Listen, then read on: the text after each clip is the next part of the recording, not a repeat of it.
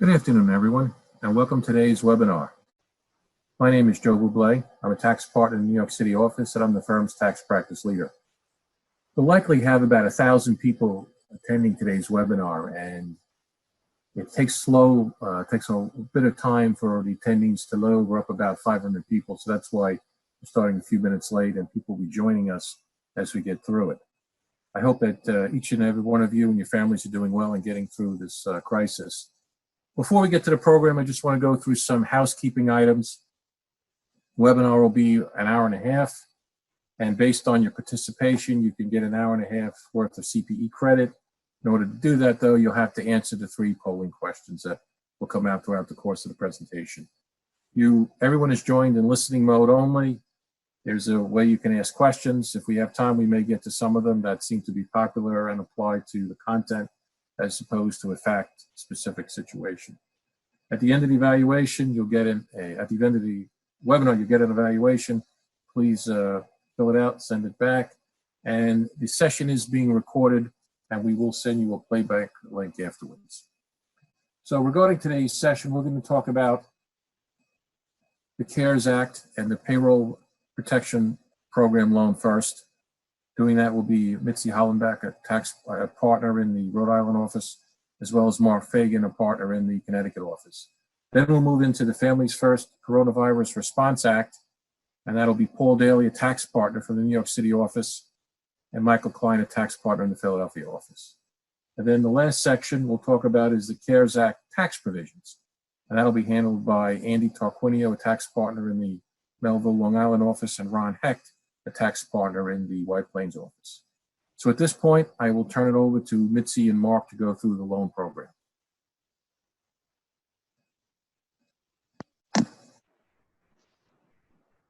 Great. Thanks so much, Joe. And I appreciate everybody joining us today. And we're certainly here to talk to you about a lot of issues with regard to the 2 main types of loan programs that are available for small businesses for assistance. We know constantly that these items are changing on a daily basis. Mark will just kind of give a little bit of a demonstration on some of the Act provisions that have changed just as early as this morning. So if we can go to the first slide, we can start to talk a little bit about the 2 acts that we're going to talk about. So we have the CARES Act, the Paycheck Protection Act. And this is part of the CARES Act that allows for small business loans under the Paycheck Protection Act. So for the most part, businesses qualify or could be eligible for these loans if they have fewer than 500 employees. There are some additional exceptions related to affiliation rules under the SBA, and if you're in certain industries that some of those employee counts might be different than 500 employees, could be fewer, could be less, or could be greater depending upon the industry. For the most part, the maximum loan is based upon a calculation of what's determined to be average payroll times 2.5, plus any other SBA loans you have under this program, up to a maximum of $10 million under this Payroll Protection Act loan. These are the loans that are actually eligible for loan forgiveness based upon proper documentation and the maintenance of the workforce. So this is, between the 2 different types of loans, this one is the one that a lot of people are talking about. The application should be available in most banks and lending institutions tomorrow for these loans, on Friday. Again, things are changing at a rapid pace. The interest rate in the Act on these loans was set to be 4%. It's recently come out that the interest rate has been changed to 0.5% on these loans. If you do qualify and you're eligible for forgiveness under these loans, the cancellation of debt will not be included as part of the component of taxable income. There's a covered period that Mark Fagan and I will talk about a little bit more, which is 8 weeks. So this is expenses that you're paying within a period of time called the covered period for 8 weeks. Those are the costs that may qualify you for forgiveness on this loan.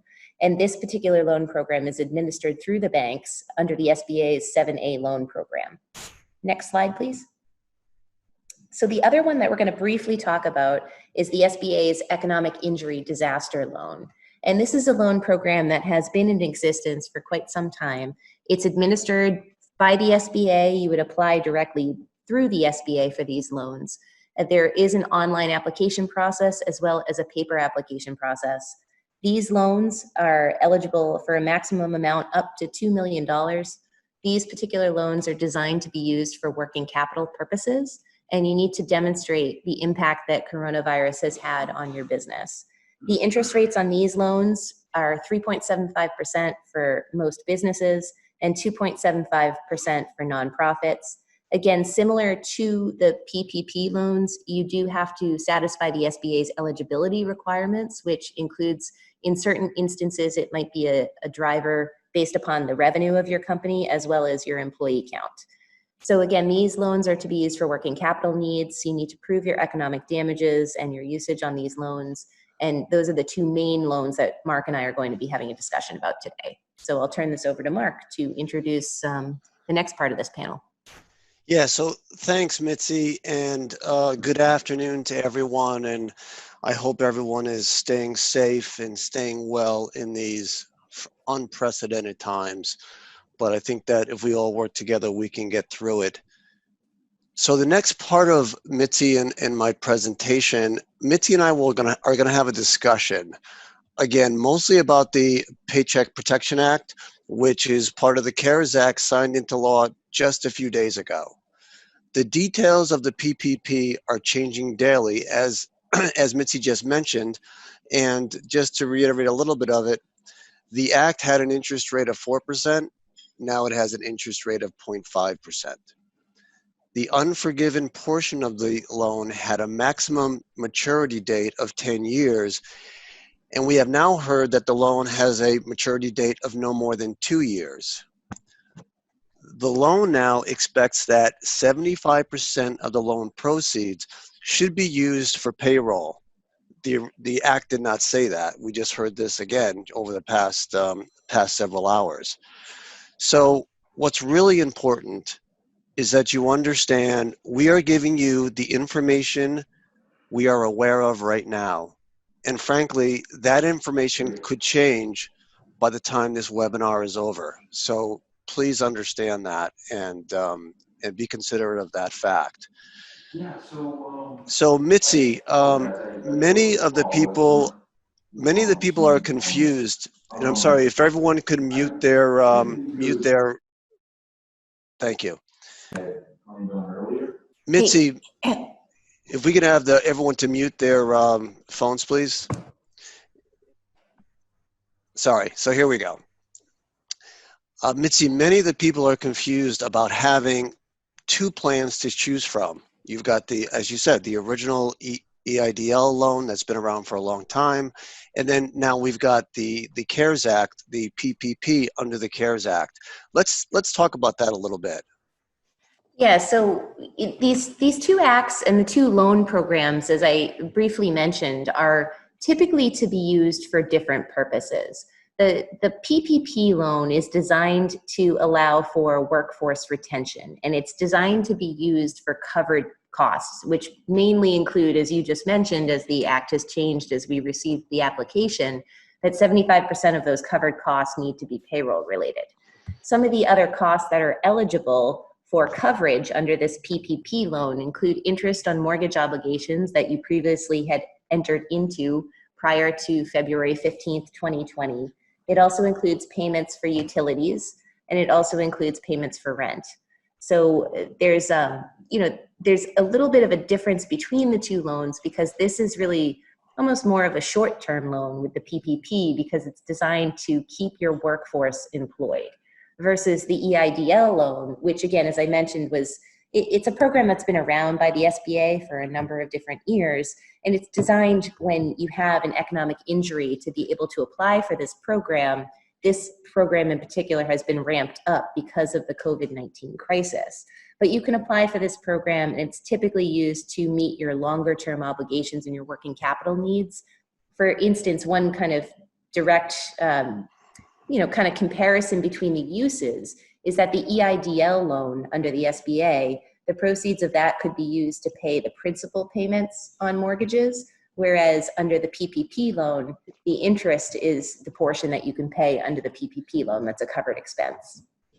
So Yeah, and that's really important information. And one of the things that's been really driving the anxiety of a lot of our clients and other business owners is that the CARES Act was just passed on, whether it's Saturday, but then there was, and because it's forgivable, or at least some of it's forgivable, it's a very popular program, but there wasn't a lot known about it besides the act.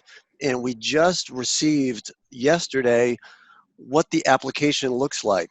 So let's talk about the application for the PPP program, because everyone wants to get it done as quickly as possible and get it in. Yeah, so it's interesting because the application is fairly simple, but the calculation that goes into the main driver of the application, which is really what is the calculation of the maximum loan amount, is something that, again, the Act describes how to calculate your maximum payroll, but there are a lot of questions that we've been fielding with regard to certain provisions of what is calculated as part of payroll. Some of those costs, and Mark, if you want to jump in there. Yeah, and before we get into those costs, one of the things I wanted to point out was that unlike the EIDL program, this application is going to be submitted to a bank, not to the SBA. Like I said, the applications came out just a couple of days ago, and what we've been hearing, and we've been talking to all of our bank contacts since Saturday, and the banks that can accept these loans have to be designated a preferred lender for the SBA, which most banks are, especially the larger ones. But even if certain banks are not preferred lenders, they are getting in line to become preferred lenders as soon as possible. And as of right now, I think Mitzi mentioned it in the beginning, the banks aren't even accepting the applications yet because they're setting up their infrastructure right now to be able to handle the onslaught that you could imagine is going to happen now that you've got an application for a forgivable loan in the times that we're going through right now. So during this week, the banks are getting ready, and a lot of them are saying we're going to start accepting the loan applications on April 3rd. So it is different because now you've got banks doing all the processing on the PPP program versus the in the EIDL program. That was really you were dealing directly with the SBA. Yeah, and really to Mark's point, so, again, the 7A program by the SBA, similar to the EIDL program, but the 7A program is really the program that's being run through the Payroll Protection Act or through the CARES Act. So this particular, there's a lot of banks that already are qualified as preferred lenders by the SBA for the 7A program. So you can try to check if you're not sure if your bank is part of this program. You can, reach out to your bank or certainly check the bank's website, see if you can find out if they are a preferred SBA lender, and it's under the 7A program. There's another program called the 504 program. This is not the 504 program. You really want to make sure that this is a qualified SBA 7A lender. And to that point, Mitzi, one of the things we've been talking to our clients about, okay, I can't apply yet, but what can I do now to get ready to apply for the PPP program? And the big thing is you really need to understand the CARES Act, specifically sections 1101 through 1114, which is about 83 pages of the 883-page Act. But even within those 83 pages, section 1102 and 1106, the loan section and the loan forgiveness section, those are only about 40 pages. And as a business owner, you've got to understand the Act, understand what you're applying for, because you're going to be making certifications. As Mitzi said, the loan application is only a couple of pages long. They're trying to expedite the funding, but because of that, the borrower is going to have to make certifications, and that everything is true and accurate to their knowledge. So you really have to understand the complexities of the Act and the complexities of determining average payroll and so forth. And we're going to talk about that in the next few minutes. So, so let's talk about, Mitzi, how to qualify for this program and then kind of go down it from there. Yeah, so, the first step, this is a program that, although the local banks are actually the ones that you're going to be applying through, it's administered by the SBA. So the SBA is really designed to help typically small businesses. So there's a number of different eligibility criteria that you need to be concerned about as to whether or not you and your business may qualify for this. And I just want to make sure that people are aware that sole proprietors are also considered in this act and eligible potentially to apply and receive assistance under this PPP program. So typically what happens is if your business has fewer than 500 employees, then you are more likely to qualify for the program. If you have more than 500 employees, there may be an exception because of the industry that you happen to operate in. Or really under the act, what has happened is NAICS Code 72, which is the accommodation and food services industry, has allowed for additional exceptions related to the 500 employee rule.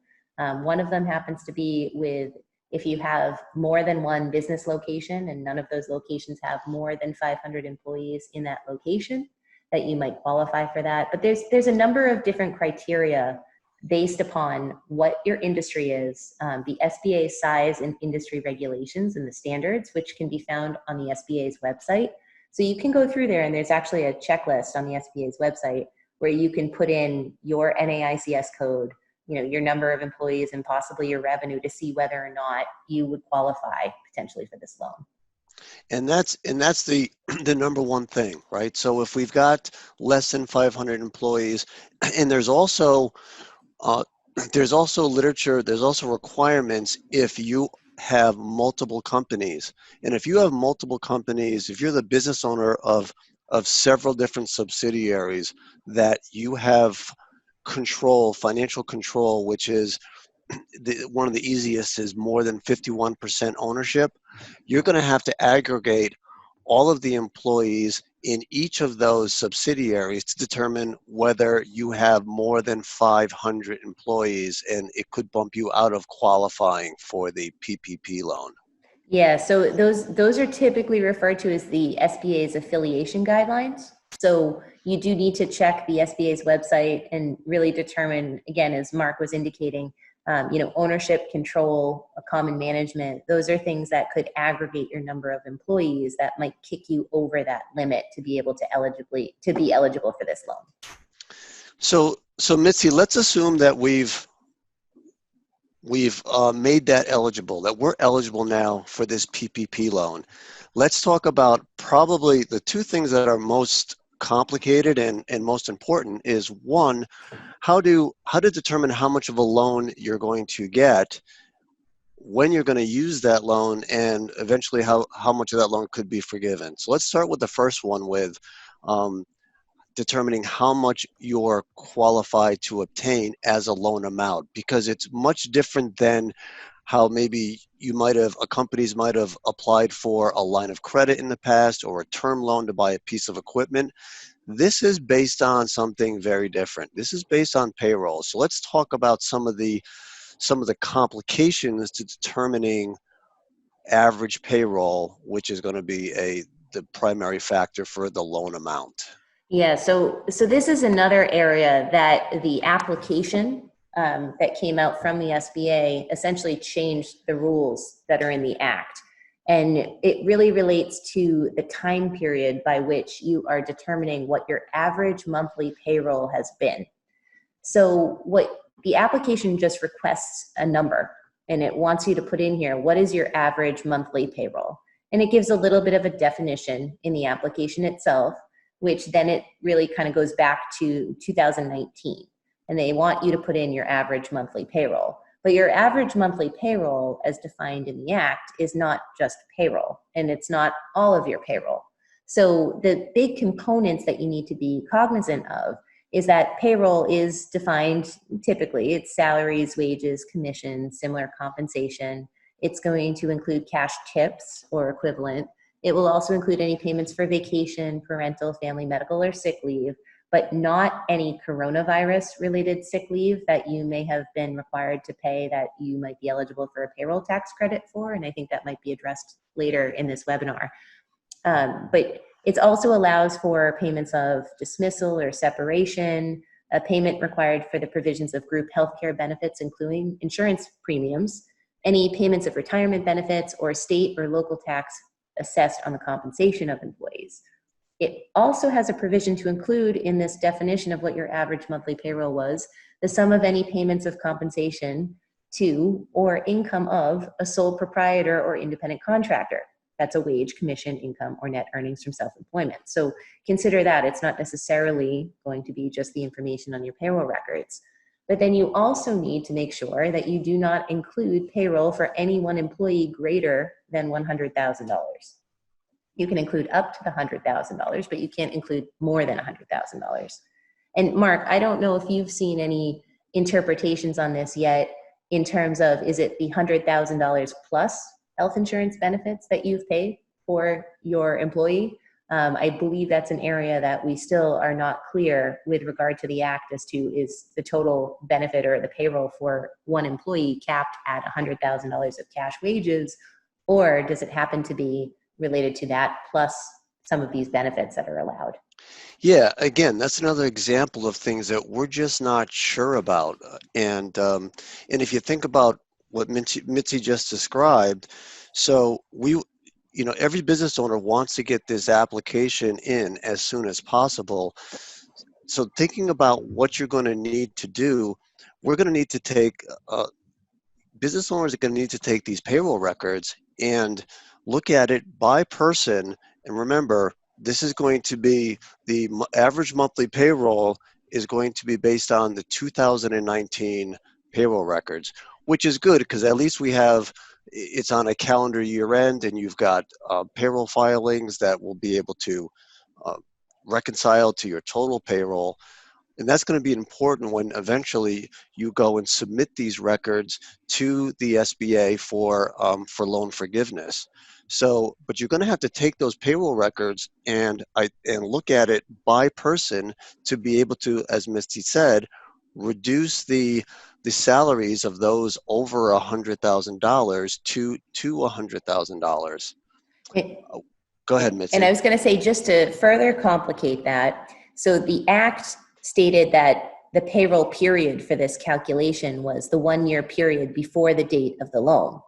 Now the application says 2019. However, the Act still has provisions that if you are a seasonal business, that you have an option to do a calculation based upon your payroll from February 15th, 2019 forward 12 weeks, or March 1st, 2019 through June 30th, 2019 to calculate what your average monthly payroll was. And if you're a brand new business that you were in existence prior to February 15th, 2020, you can use your payroll records from January 1st, 2020 to February 29th, 2020 to factor what your average monthly payroll happens to be. And to further complicate it, and this is something that we've just learned about in the past day or so, is that in determining what the payroll costs are, you just can't take gross payroll and reduce it by what we've spoken about. You also have to reduce it by federal withholding taxes and FICA on the employees part of FICA, and also federal unemployment withholdings. So it is a complex calculation to come up to your average monthly payroll.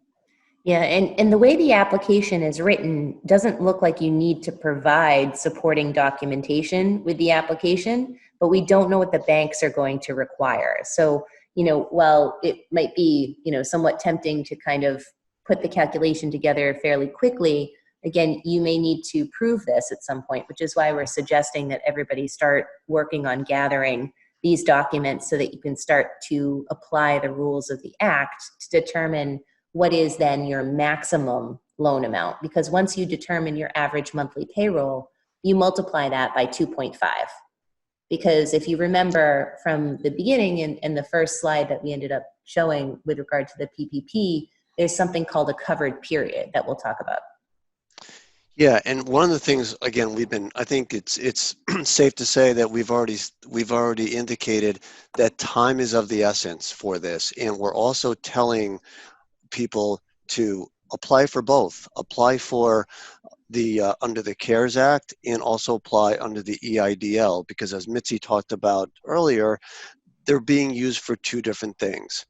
So let's go into on the PPP program what these loans can be used for and the documentation that's necessary to be able to eventually show the SBA that the proceeds have been used for covered expenses, because that's going to be very, very important. If the loan, our understanding right now is if the loan proceeds are not used under the PPP plan for the covered expenses, then you cannot get any of the loan forgiven. So let's talk about what these what these loan proceeds should be used for. Yeah, and we'll jump back in at some point too to just the intersection with the emergency grant under the EIDL program, because we'll talk about that as we talk about loan forgiveness under the PPP program. Many people have been asking us about this $10,000 emergency grant, and there's a lot of information that's being thrown around on the internet. And again, right, we're really kind of looking at everything as it's coming at us moment by moment. And as Mark mentioned, it's very likely that we'll have new information by the time the webinar is over. But with regard to the qualified uses and the covered payroll, so again, we have to determine what the covered period happens to be. And the covered period, as defined in the Act, again, may be subject to change, is 8 weeks following loan origination. And that covered period is important because that's the time period by which you need to expend those funds and those loan proceeds on qualified covered expenses. So what are some of those covered expenses? We found out this morning, again, that in accordance with the application, 75% of what you are spending needs to be payroll related. Again, that was kind of news to us very early this morning, so we haven't really determined how that's going to impact some of these calculations. But the things that you can pay for are payroll costs, and payroll costs are defined in the Act as essentially the same cost that you use to calculate your average, your maximum loan amount, as we talked about, all those wages, the cash tips, things like that. You can pay, which includes the group health insurance premiums. So the other piece that you can use the covered loan proceeds for are payments on interest of mortgage obligations, but the mortgage obligations have to have been in existence prior to February 15th, 2020. You can use this for payment of rent, including rent under a lease agreement, and you can use it for payments on utilities and any other debt obligations that were incurred prior to the covered period. So again, it's only on interest, it's not on principal. As we mentioned earlier, the EIDL can be used for that component of the principal payments that you have due. But it's very important that you keep documentation on what you've used these loan proceeds for, because that's going to form the basis for the calculation of the loan forgiveness as well. And there's additional provisions in there, which, Mark, if you want to address the employee provisions and the full-time equivalent provisions and the calculation of forgiveness, unless you want to add something else first into these covered costs. I want to be cognizant of our time because we only got a few more minutes. I want to make sure we have enough time to talk about the loan forgiveness, which is probably the most popular feature of the PPP program. In accordance with the Act, the covered costs, the forgiveness of covered costs during the covered period will be granted through an application process by the recipient to the lending institution.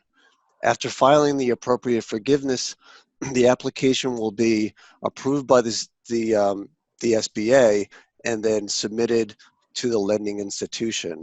Now, there's limits to the amount of loan which is going to be forgiven. Our current understanding is, in the event that the company has reduced the number of employees within its organization from the period of February 15th, 2019 through June 30th, 2019, or January 1st, 2020 through February 29th, 2020, as compared to the number of employees during the covered period, the loan forgiveness will be reduced by a percentage of the reduction of those employees. Additionally, the forgiveness will be reduced by employees who reduce payroll on the the employees that they did not let go by 25% or more during the covered period. So, in other words, if you've reduced your headcount by 25% during the covered period as compared to the measurement period that I just described, your loan forgiveness will only be 75% of the qualified expenses that you that you spent it on. In addition, you're allowed to give your existing employees that were not let go a 25% pay reduction, but the amount that you exceed that 25% pay reduction, those dollar amounts will also reduce your loan forgiveness. So it's important to understand that. And one of the other things that we've been talking about, and we don't have all of the details really worked out, is that, you know, a lot of businesses right now, they're shut down and they have a very low head count. They want to apply for this loan now, but they don't want the covered period, because remember, it's 8 weeks from the date of the origination when you can utilize the loan proceeds. Well, the plan a lot of times for these businesses is they're going to maybe start rehiring. Let's say that we get out of this, hopefully, let's knock on wood, in a month from now. That's when they're going to start rehiring and reopening their business, and that's when you want the covered period to start. So we're talking to a lot of banks and trying to determine, all right, if I apply now, I get accepted a week from now. I don't want, we don't want the, excuse me, we don't want the covered period to start a week from now. We may not want the covered period to start until June 1st, and that's when I'm going to be back in business, hopefully, and that's when my payroll is going to be back, and that's when I'm going to be using these loan proceeds to pay for the people that are in now almost back into full operation, if you will. So that's really important for everyone to understand and to be able to work the loan in a way to get the most maximum benefit for the dollars that are ultimately going to be forgiven. Yeah, and I wish we had more clarity on a number of these provisions, because we've been talking back and forth about a lot of different what if scenarios, and clients have been asking, you know, what if I pay bonuses and typically in a given year, I pay bonuses at the end of the year. So if I look at that and I look at my average payroll and I compare my average payroll per month in 2019, because I had a great year, compared to what I estimate my average payroll to be during the covered period, I may have reductions in my payroll greater than 25%. And I might not be eligible for loan forgiveness because I had a bonus or a commission that was paid in the previous year. And by definition under the Act right now, bonus and commission are included as part of the payroll in determining what the average monthly payroll is. Again, capped at $100,000. But there's a lot of questions, and I think a lot of the things that we're fielding are from clients who are saying, well, does this mean I should rehire everybody right now? And we always have to make sure that you're really thinking a little bit more through whether or not you're going to want to make that your decision from a business perspective as well. You know, a lot of people are saying this is free money, and you hear a lot of that too, but this still is a business decision. And you want to make sure that you are really thinking through the process. Not that we're not suggesting or talking to clients, and a lot of them are applying for these loans.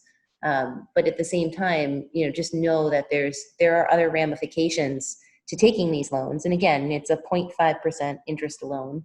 Repayments are not due for the first 6 months. They are required to be deferred. by the lender for the first 6 months. But, there's a lot of provisions, and we, only kind of covered just a very basic overview of these loans.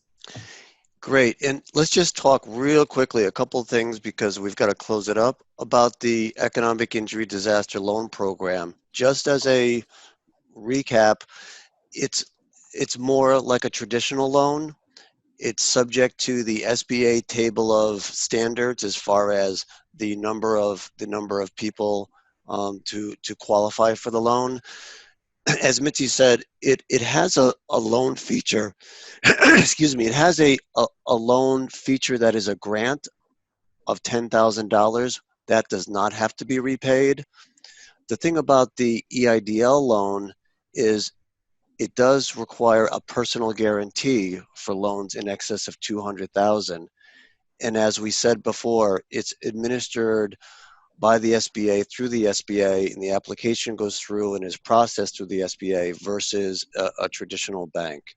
And one of the things I wanted to mention, what we've heard mostly is that on the PPP program, so switching back to that, most banks are dealing first with their existing customers on it, and may not even be accepting applications for non-customers. It depends on the bank, so don't take that as an absolute.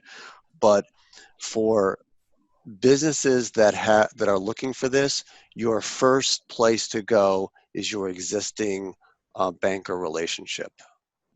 Yeah, and just, again, going back to that $10,000 grant, if you are denied the EIDL application, that's the point at which essentially the $10,000 is a grant that doesn't need to be repaid. If you apply for the EIDL and the PPP loan, and then the $10,000 is really used, or essentially it's an advance on the PPP loan, then that $10,000 would just be reduced from your loan forgiveness amount. So and again, the details of that and how the mechanics of that will all be calculated, we still have yet to see. So thank you. I think that's us. So thanks, Yep. Mitzi. Just understand it's changing by the day, and we hope that this was helpful to you. Okay, so that being said, I am going to introduce our first polling question. So the first polling question, the poll is open. Do you need CPE, yes or no? We will keep this open for about 20 seconds.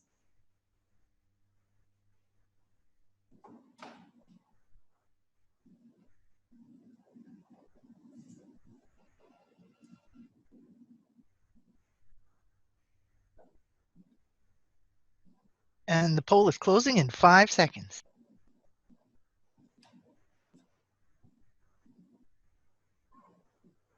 Okay, the poll is closed. Thank you for participating, and I'm going to turn this over to Paul Daly and Michael Klein.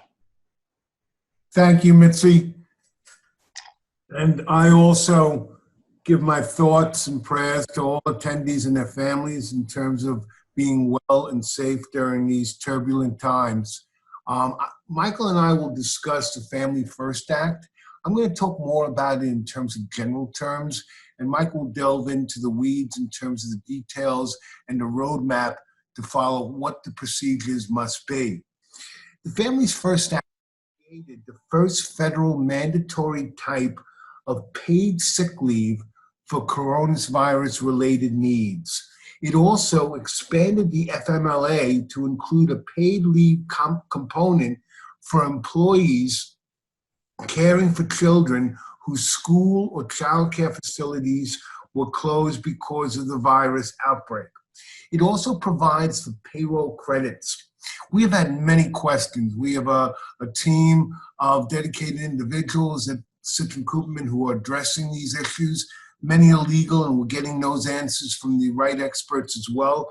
Many times questions was, does an employee relate to employer closures or furloughs? And unfortunately, it does not. It only applies to sick leave and the FMLA for employees. There are some really good websites that we're very attuned to on the DOL, which provides a lot more information as well.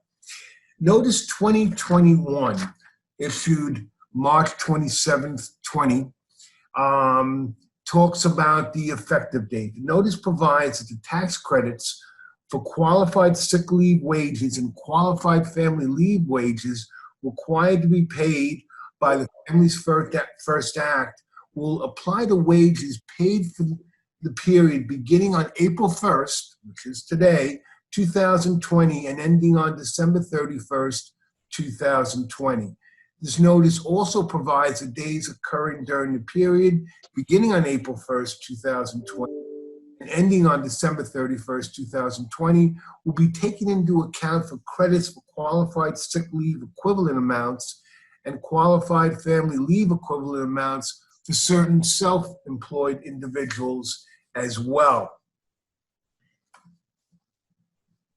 The non-paid sick leave requirement relates to private sector employers with fewer than 500 employees. This is a covered employer. And public sector employers in general are required under the Families First Act to provide employees, regardless of how long they have worked for their employer, with paid sick leave if any of 6 situations is applicable to the employee. Michael's going to go through what those 6 situations are in more details. But again, to reiterate, this is the first national requirement for employees to provide sick leave under any circumstances. What's a covered employer? The DOL has clarified that an employer is covered by the law at the time the relevant leave is to be taken if the employer has fewer than 500 full-time and part-time employees within the U.S., within the United States, including any employees on leave, temporary employees hired from staffing agencies, and day laborers are included in the count. Workers who qualify as independent contractors under the Fair Labor Standards Act are not taken into the count. The DOL also looked in terms that a corporation, including separate establishments and divisions, is generally considered to be a single employer for this purpose. But where a corporation is an ownership interest in another corporation, the 2 corporations are separate for the purposes of the Act and determine the 500 employee threshold unless they are joint employers under the FLSA. If employers are deemed to be joint employers, then all of the jointly employed employees count toward the 500 employees threshold. The amount of paid sick leave, again, depends upon the various categories that Michael will go through. Provided for the first 3 situations cannot exceed $511 a day and a total of $5,110. The amount of paid sick leave provided for the 4th, 5th, or 6th situations cannot exceed $200 a day or a total of $2,000. The Labor Department has been granted the authority under the measure to exempt employers with fewer than 50 employees from the requirement to provide employees with paid sick leave related to COVID-19 if the employers can show that granting such leave would jeopardize the viability of their business as a going concern. And again, on the FMLA expansion, this is after 10 days of unpaid leave, a period of paid leave would allow for employees who need to care for children younger than 18, again, whose school or child care facility is closed because of the virus, or whose child care provider is unavailable because of the outbreak. We then go into the various employer credit provisions, if I may. Wages paid under these leave requirements will not be subject to the 6.2% Social Security payroll tax, but they will be subject to the Medicare tax. For family leave wages, a separate credit limitation applies, and the limitation is $200 per day, up to an aggregate of $10,000. There is also a credit for the employers and also a credit for self-employed, and Michael will go through that in more detail. Employers will receive refundable credits against their Social Security tax to cover wages paid to employees under both programs, and any credits granted in the program will be treated as taxable income, so there's no double benefit. It will offset the deduction. Form 7200 has just come out, I believe yesterday, as of March 31st. This is an advance payment of employer credits due to COVID-19. It'll cover the retention credit, which will be talked about later under the CARES Act, and it talks about total qualified sick leave wages and qualified family leave wages. This is if the credit exceeds the payroll taxes on your quarterly returns. You can then request a refund on the Form 7200. Notice 2020-22. This came out today, April 1st, and this provides for deposit penalty relief, meaning that you can get relief applies deposits of employment taxes reduced in anticipation of the credits for qualified leave wages beginning from April 1st, 2020 through December 31st, and also for qualified retention wages. So the bottom line is that if you anticipate this credit, you do not have to make payroll taxes, and you would not get a penalty for that, as long as it's not more of what your anticipated credit is, and also that you have not applied under Form 7200 for the advance payment. With that, I would like to then turn it over to Michael in terms of more details in terms of the roadmap that we've developed. Michael, thank you. Thanks, Paul. Can we go to the next slide, please?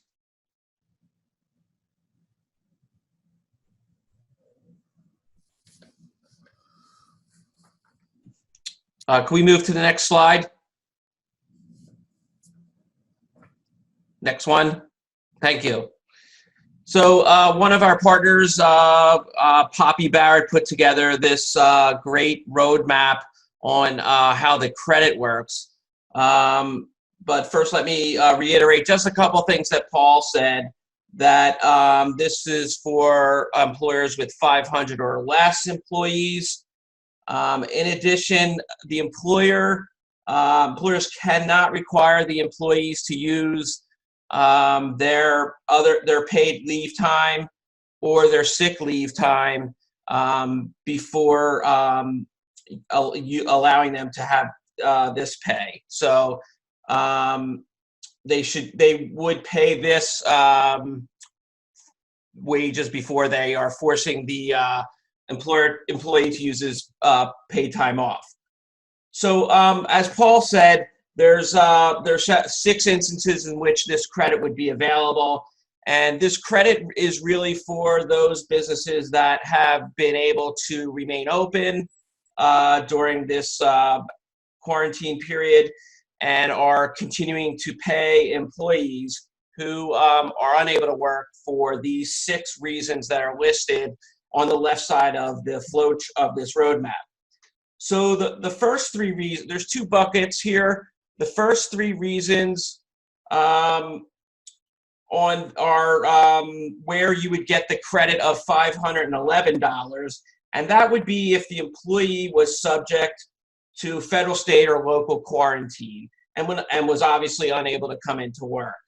The second reason would be if they were advised by a health provider or doctor to self-quarantine, and the third is if that person or employee is experiencing symptoms of the virus and is going to seek medical diagnosis. So if your employee is not coming into work for one of those reasons, and you continue to pay that person for at least 10 days, then you will get a credit of the lesser of the employee's regular daily rate for 10 days or $511, so whichever is less.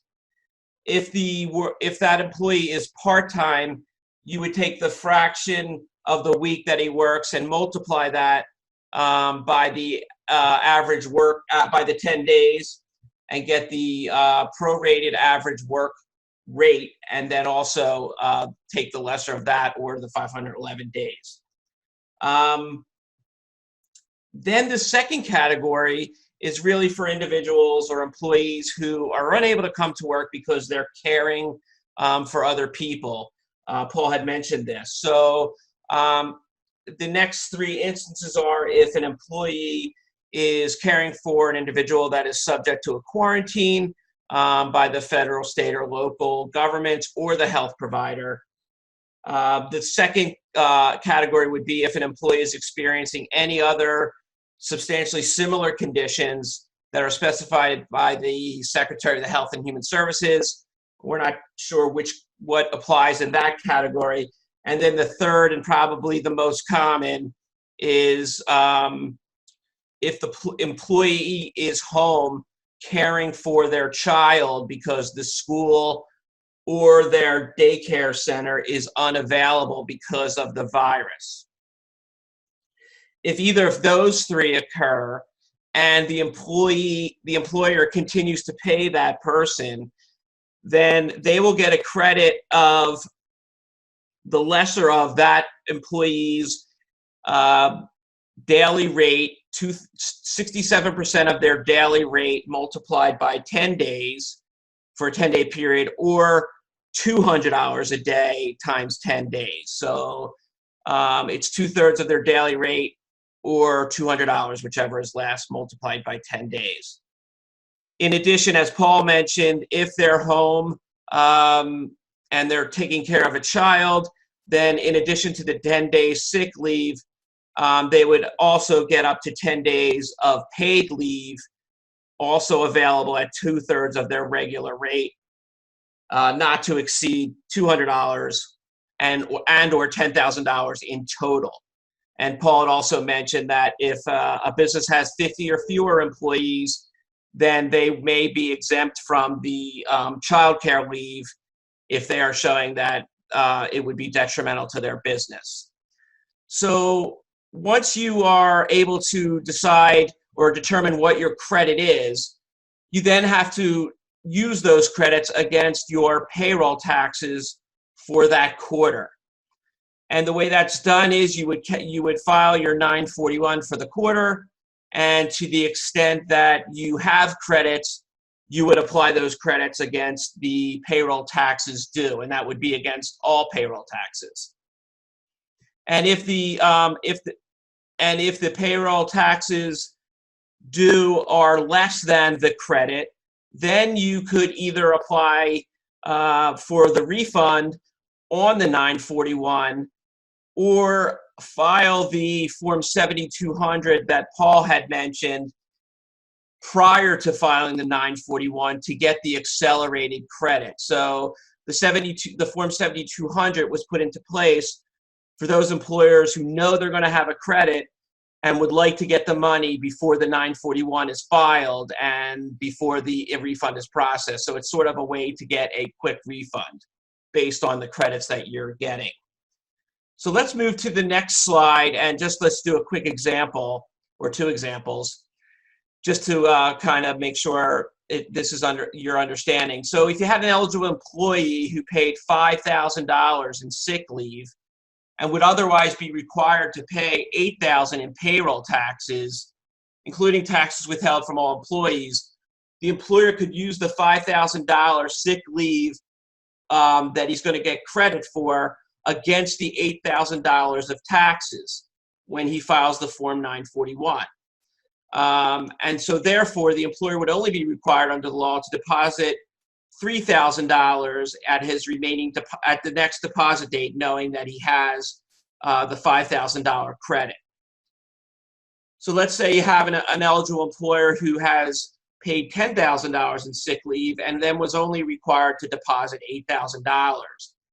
In that case, the employer could use the $8,000 against all of the taxes due with the deposit, and that would leave the remaining $2,000 he could either use against credits in his next quarter, or he could file the 7200 form and get the $2,000 refunded to him rather quickly as opposed to waiting.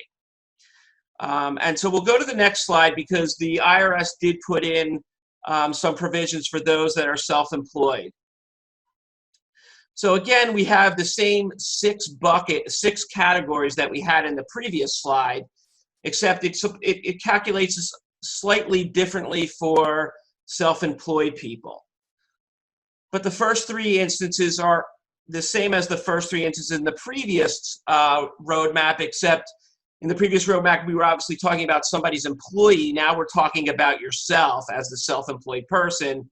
So if the self-employed person is subject to the quarantine or has been advised by a doctor to quarantine or is experiencing COVID-19 symptoms, then they would get a credit for up to 10 days of either $511 or 100% of their average daily self-employment income for the taxable year, and that's whichever is less.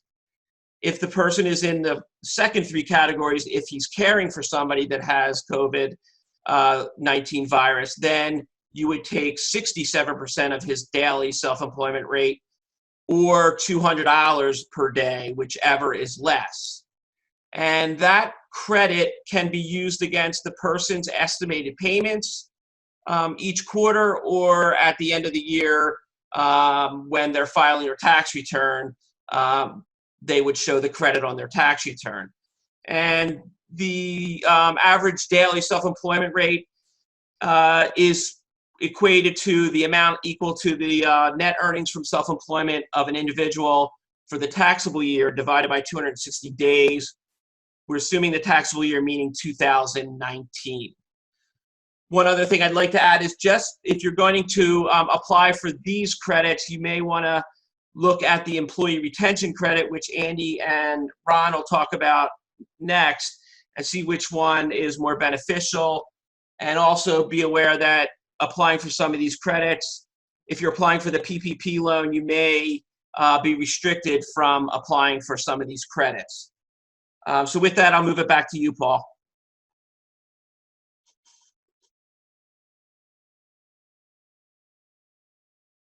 Thank you, Michael. I will briefly discuss Section 139. This is for disaster relief payments. It's a fringe benefits where the employee does not have income inclusion and the employer gets a tax deduction. It's a tax-free fringe benefit. It was the result of the September 11th terrorist attacks, and it applies in this situation. There was some question because the president declared an emergency as compared to a qualified disaster, but it's clear that the IRS, in extending various returns, are looking at this as a qualified disaster. So Section 139 would qualify. The expenses that are covered: unreimbursed medical expenses, including co-pays, deductibles, vitamins, supplements, sanitizers, increased expenses associated with being quarantined at home, such as increased utilities and home office expenses, including setting up or maintaining the home office, such as enhanced internet connections, computer monitors, laptops, printers, office supplies, even if the expenses would have not otherwise qualified under the home office deduction requirements. Housing for additional family members, increased child care expenses, expenses to enhance mental health and physical well-being from social distancing, such as meditation apps and home health fitness, alternative commuting means in lieu of mass transit. Does not cover expenses that are not reasonable and necessary, or those that constitute an income replacement program, such as a payment for lost wages, or those that are reimbursed or reimbursable by insurance. Just some last key requirements. There is no expense substantiation, which is really something in terms of tax law, but no expense substantiation, no dollar limit, no discrimination testing, as there is in other provisions of Section 132. No payroll tax or reporting applies to employees and independent contractors. No deduction limitations, but can get a double benefit, so a self-employed would not be able to take benefit of this.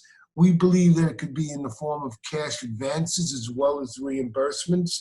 And the last thing is that there's no plan documentation required, although we have been recommending that employees have some type of affirmative form election, that would they be able to get some type of representation from the employees that is being incurred in the correct manner and is not unreasonable or unnecessary under the circumstances. And with that, do we have a polling question? Will you be applying for a PPP loan? Yes or no?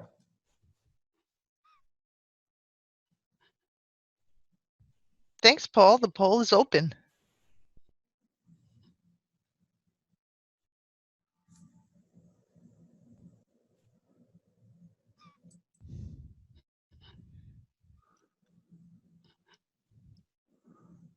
Keep the poll open for another 5 seconds.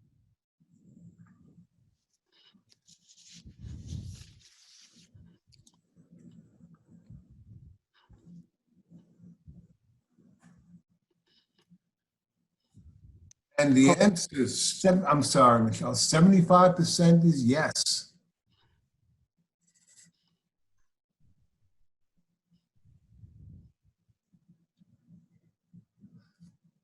Great, thanks. And with that, I'd like to turn over to my partners. We'll be talking about the CARES Act.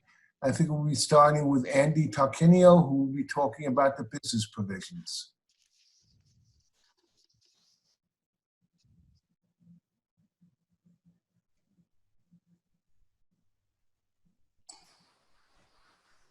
Can we move the slide to the business tax provisions?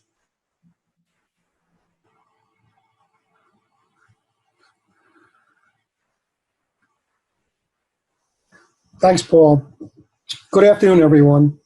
In this segment, we're going to discuss 9 new business tax provisions contained in the Act that are meant to provide much-needed liquidity for businesses and individuals that were hurt by the current crisis. Let's take a look at our agenda. The first 2 items have to do with payroll, to provide up to a $5,000 credit per employee on wages and a deferral for making payroll tax payments for this year. The next 3 items are designed to roll back recently enacted tax law changes that were designed to limit taxpayers' abilities to deduct losses. There's a much-needed technical correction for qualified improvement property, and we have a few other miscellaneous items. So with that in mind, let's jump right in. Refundable employee retention credit. This provision grants eligible employers, including tax exempts, a refundable credit against the employer's share of their 6.2% of Social Security payroll taxes, equal to 50% of qualifying wages paid to employees during the employer's full or partial suspension of business due to a government order or significant decline in gross receipts. So the credit is limited to $10,000 of wages times 50%, yielding a maximum credit of $5,000 per employee. This is on wages paid after March 12, 2020 and before January 1st, 2021. Government employers do not qualify for the credit. Special rules apply where wages are taken into account under other provisions of the bill to avoid obtaining a double tax benefit, such as wages used to claim the Work Opportunity Tax Credit. In addition, no credit is available for employees receiving small business interruption loans under the 7(a) program mentioned earlier in our discussion. So what constitutes qualifying wages? Well, depends on the size of the business. For businesses that have more than 100 full-time employees, only wages paid when the employee was not providing services are eligible for the credit. For businesses that have 100 or less employees, any wages qualify for the credit. Aggregation rules apply for purposes of testing total employees. Wages for these purposes are as you would normally expect them to be, and also include qualified health plan expenses allocable to wages, such as amounts paid to maintain a group health plan. A significant decline in gross receipts takes place during any quarter where gross receipts for that quarter are less than 50% for the same quarter in the prior year, and continue until gross receipts exceed 80% of gross receipts for the same quarter in the prior year. The testing date begins with the first calendar quarter in 2020. Next, employer payroll tax deferral.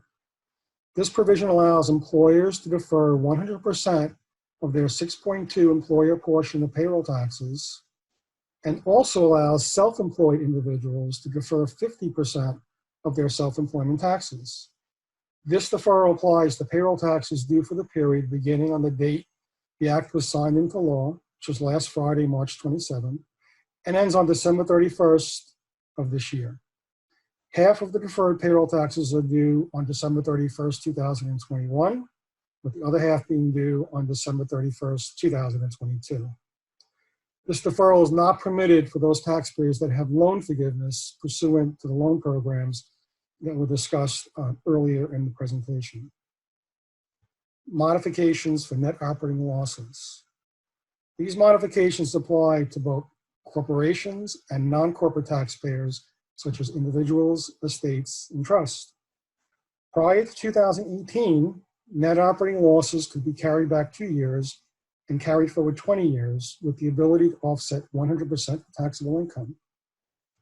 The recently enacted Tax Cuts and Jobs Act changed these rules by disallowing any carryback of post-2017 losses, only allow a carry forward of net operating losses limited to 80% of taxable income.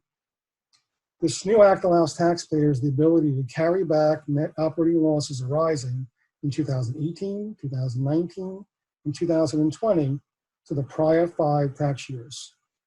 Therefore, net operating losses on a previously filed tax return, let's say for 2018, where it was mandated that you needed to carry forward to 2019, can now be carried back to 2013. In addition, losses carried over to 19 and to 2020 are now permitted to offset 100% of taxable income. As was previously the case, taxpayers would be permitted to forego the carryback and instead carry the loss forward if they choose to.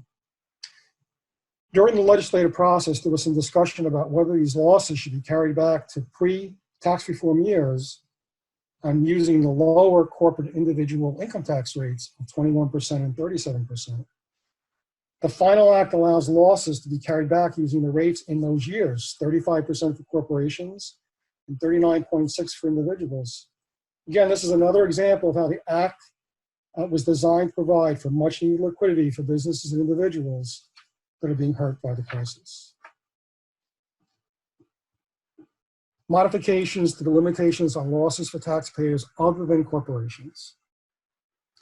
Beginning in 2018, non-corporate taxpayers, individuals, estates, and trusts, became subject to a new excess business loss limitation. This provision prevented taxpayers from claiming business losses to the extent they exceeded a threshold amount, which was $250,000 for most taxpayers, $500 in the case of joint filers.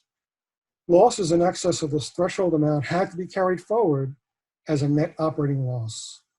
The Act makes 2 significant changes. The first, it would retroactively defer the effective date of this provision to tax years beginning after 2020.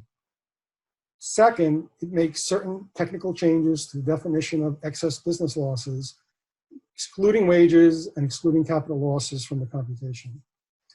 So to the extent this results in losses for 2018 as well as 19 and 20, these losses can now be carried back 5 years to claim refunds. Modifications to the limitations on business interest expense. Prior to the recent tax law changes, interest expense for the most part was 100% deductible. It's been like that forever. Recent tax reform limits the deduction for business interest expense to 30% of adjusted taxable income. And when you think adjusted taxable income, think EBITDA, plus business interest income. The Act makes 2 significant changes. First, the limit on the amount of deductible business interest expense would be increased from 30% to 50% of adjusted taxable income for taxable years beginning in 19 and 20. And second, for 2020, the Act will provide for an election for taxpayers to use their 2019 adjusted taxable income instead of 2020, with the hope that the 2019 adjusted taxable income would be higher than 2020, thereby allowing deductions for greater amounts of business interest expense. Again, this act is all about taxpayers. There's a special rule for partnerships. The 50% rule does not apply to partnerships in 2019. Any interest disallowed at the partnership level is passed out to the partners and is suspended under existing rules. However, in 2020, 50% of the suspended interest frees up and will be fully deductible, while the remaining 50% is subject to their normal rules. While the 50% rule does not apply to partnerships in 2019, the provision that allows the individual partner to deduct 50% of his or her suspended losses may in fact be much more beneficial.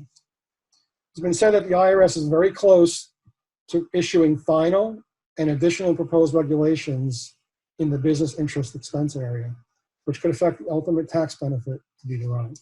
So stay tuned. This next law change has to do with long-awaited, much-needed technical correction to the Tax Cuts and Jobs Act dealing with qualified improvement property.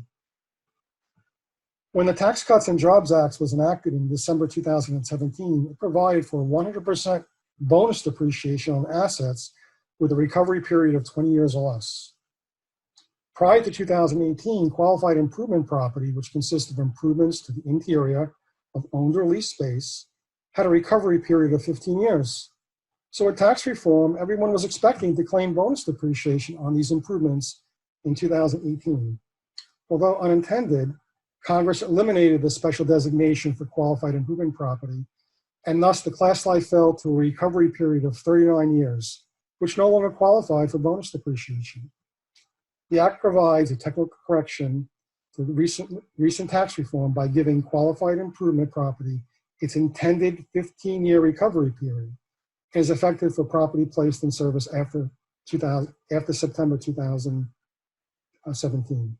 Thus, taxpayers should be entitled to claim the benefits of accelerated depreciation on previously filed 2018 on an amended 2018 tax return, and for 2019 if those returns have already been filed.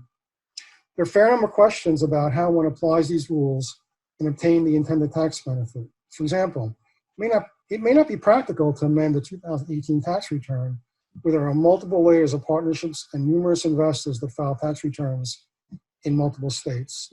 Compliance nightmare. How does one amend a partnership tax return that can no longer be amended due to the new partnership audit rules? In March, as a matter of fact, the IRS issued an alternative process under the request for partnership administrative adjustment. This process can be very difficult to manage and may not enable individuals to claim the full refund. Instead of filing an amended tax return to claim these refunds, might one file for a change in accounting method in 2019, thereby accelerating the remainder of the 2018 undepreciated capital costs of the qualified improvement property in 2019. Well, based on informal discussions we had with the IRS National Office in Washington, D.C., we understand that they are working on an automatic change that would make this possible in 2019 or 2020. So lots of unanswered questions. Stay tuned.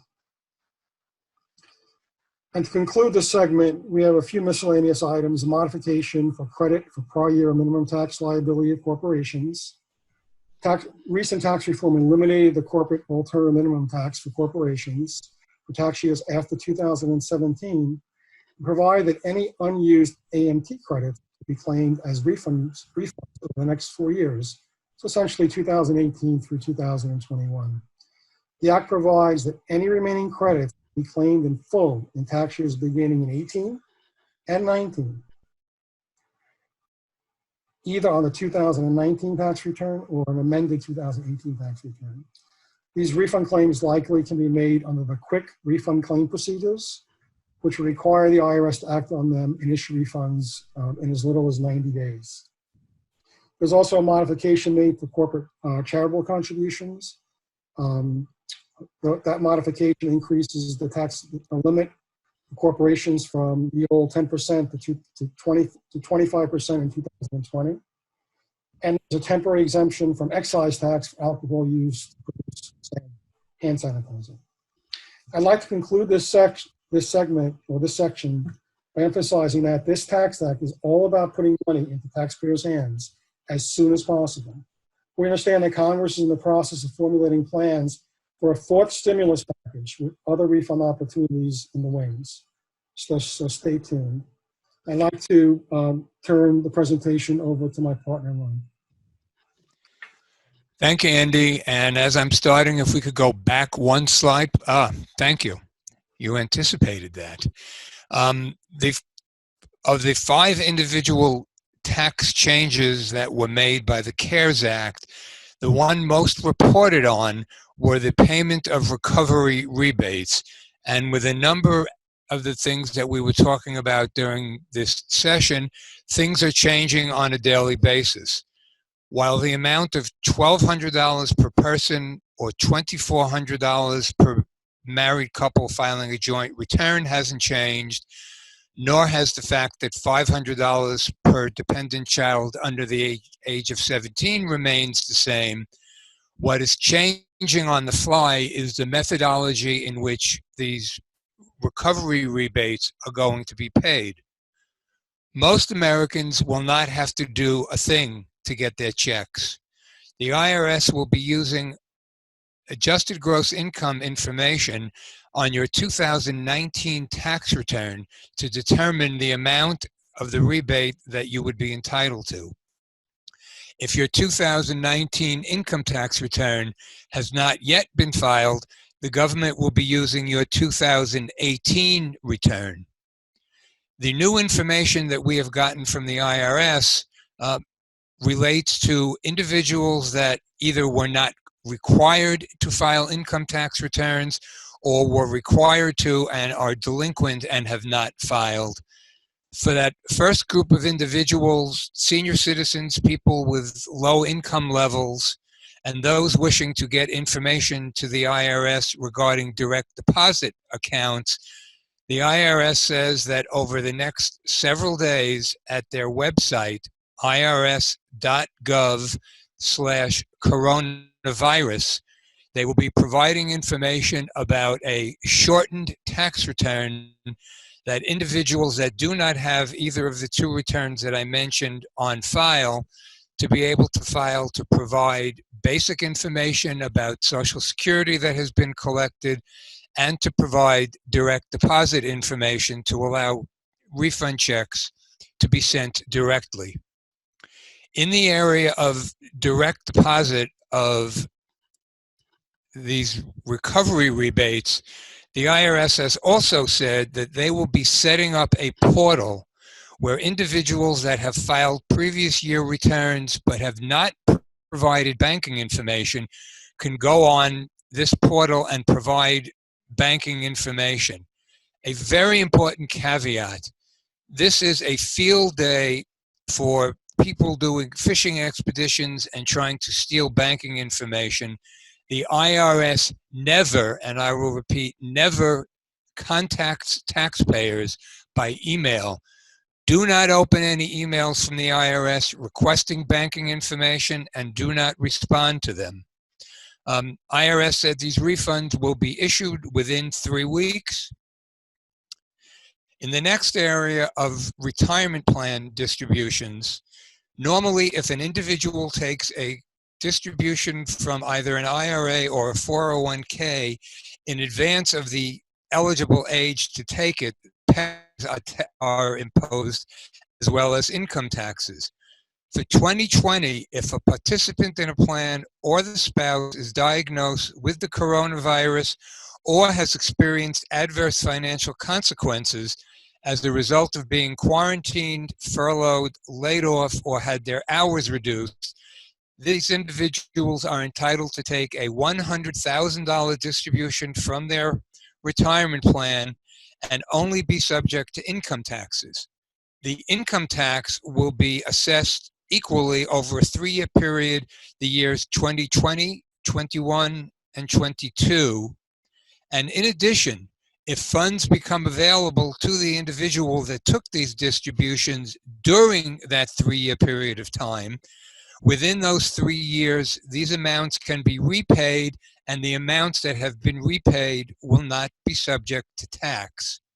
Procedures are being worked on for individuals that may be repaying these advances after the 1/3 or 2/3 amount have been subjected to tax, whereby they could claim refunds of taxes that have already been paid.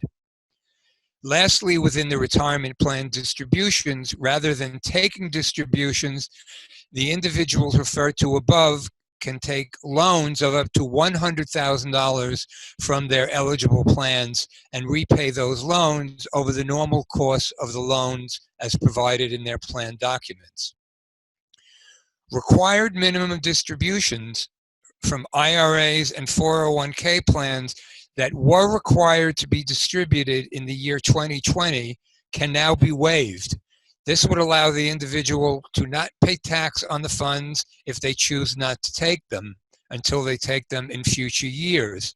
For those that have already taken their 2020 required minimum distributions, there is an opportunity within 60 days of when they receive those distributions to recontribute them to the plan and have them be treated as qualified rollovers that would not be subject to taxation. In the area of charitable contributions, 2 changes have been made, one for non-itemizers and one for individuals that itemize their deductions. The non-itemizer that makes charitable contributions of cash can take up to a $300 above-the-line deduction for these cash contributions. For itemizers that normally would have their cash contributions subject to a deduction limitation of 60% of their adjusted gross income, for the year 2020, that adjusted gross income limitation has been waived, and individuals that are making cash contributions can deduct them against their entire adjusted gross income. And lastly, in the area of employer payment of educational sponsored assistance programs, an employer is now entitled, as part of that $5,250 a year annual allowance to employees, to include payments to the employees on their student loans. At this point, I will now turn this back to Joe. Thanks, Ron, and thanks everyone, and nice job. We're right on schedule, so just have a couple questions which I'd like to Mitzi and Mark. I know some of them have been answered, but it'll probably be good for people to hear it again. Can you guys talk a little bit first about how this applies, the employee limitation applies to PEO? Sorry, I didn't quite hear that, Joe. How does this apply if you have a PEO? Yeah, so the Act itself does not specifically address the PEO provisions, but if you go into the SBA provisions for the calculation of the number of employees, the SBA does include those employees that are employed under a PEO in some of their other calculations. So again, the Act is silent to it, but it's driven by the SBA, so it is a question that might require a legal interpretation. Okay, great. Thanks, Mitzi. And maybe just one last question. We've got a lot of questions from the attendees on. Can you just go back and review if you can get both types of loans and how they coordinate and how they work together? Thanks. Yeah, you can get both types of loans, Joe, and they're being used for 2 different purposes. So, you know, the PPP is very restricted and limited, as we discussed, with eligible payroll, rent, mortgage interest, and utilities, where the EIDL loan is available for other working capital items like inventory and also to pay down debt. So it's much more flexible. The EIDL it's more of a traditional loan, just backed by the SBA and not forgivable. But we're encouraging, you know, our clients to apply for both. Okay, great. Thanks, Mark. And maybe one last one to Ron on the RMDs. Is there something in there where you can pay it back if you take it on? How does that work? We're getting a lot of questions on that. Yes, if you if you took a required minimum distribution already during 2020, you have 60 days from the day that you got the distribution to be able to put it back in. Okay, that's great. Thanks, Ron. And well, we're just pretty much out of time. I'd like to thank all the panelists. Everyone did a great job. And thanks for everyone attending today. Please be on the lookout for the link that you should get in your email, that you'll be able to hear this recording in its entirety. And again, to everyone, stay safe and carry on. Thank you.